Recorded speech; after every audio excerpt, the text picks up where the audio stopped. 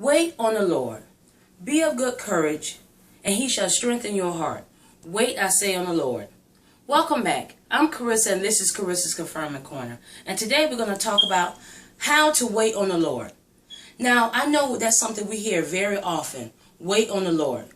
Now, that's also something that's very easily said and then done. We have to learn how to wait and have patience, because that's what strengthens our faith. Faith and patience work hand in hand. The Bible says that knowing that the trying of your faith worketh patience. But you must let patience have its perfect work, that you may be perfect and entire, wanting nothing. Now, this doesn't mean that you're going to be perfect as in sinless, but that you'll have a spiritual maturity. You know, adults should be able to wait longer than a child can. So if you have a problem waiting on God, then you must know where your spiritual maturity lies. How strong are you in God? How strong is your faith? You must patiently wait on God, because he said he can do exceedingly abundantly above all that you can ask or think. But you must wait on it.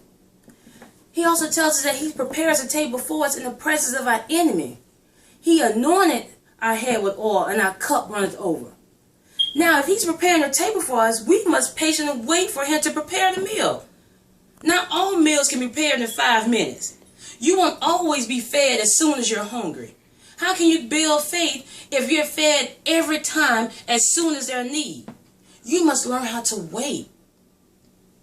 Children, when a parent is preparing a meal, they get anxious and they're hungry. They're always bothering her. Is it done yet? Is it done yet? Is it done yet? And the mama had to keep saying, sit down and wait.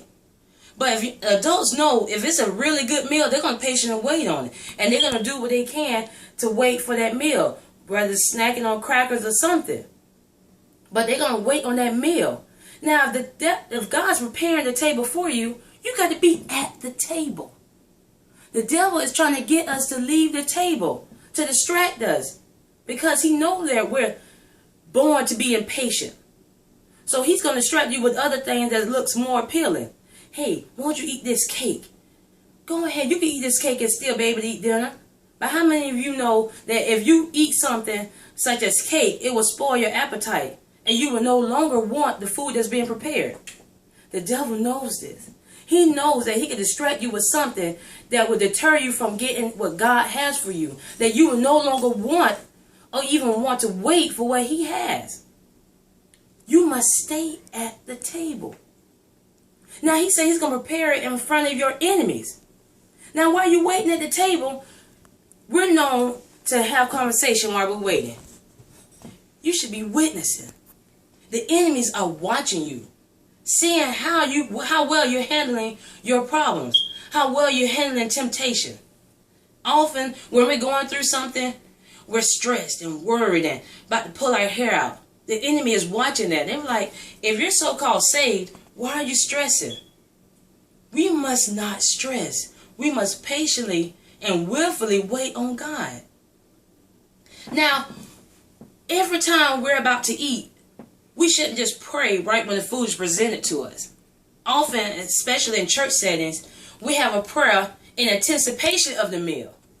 You must pray in anticipation of your blessing. Pray and praise him now, knowing what's coming. God will give you an indication of what's to be. He may show you in a dream or look, glimpses of what he has prepared. Start praying and praising him in advance. Learn to wait and don't get distracted. Stay at the table.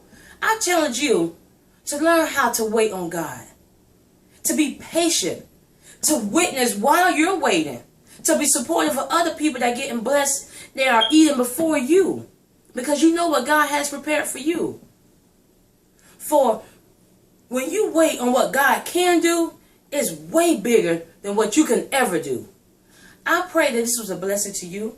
Please click subscribe below and tell someone. And remember, when you're down to nothing, God is up to something.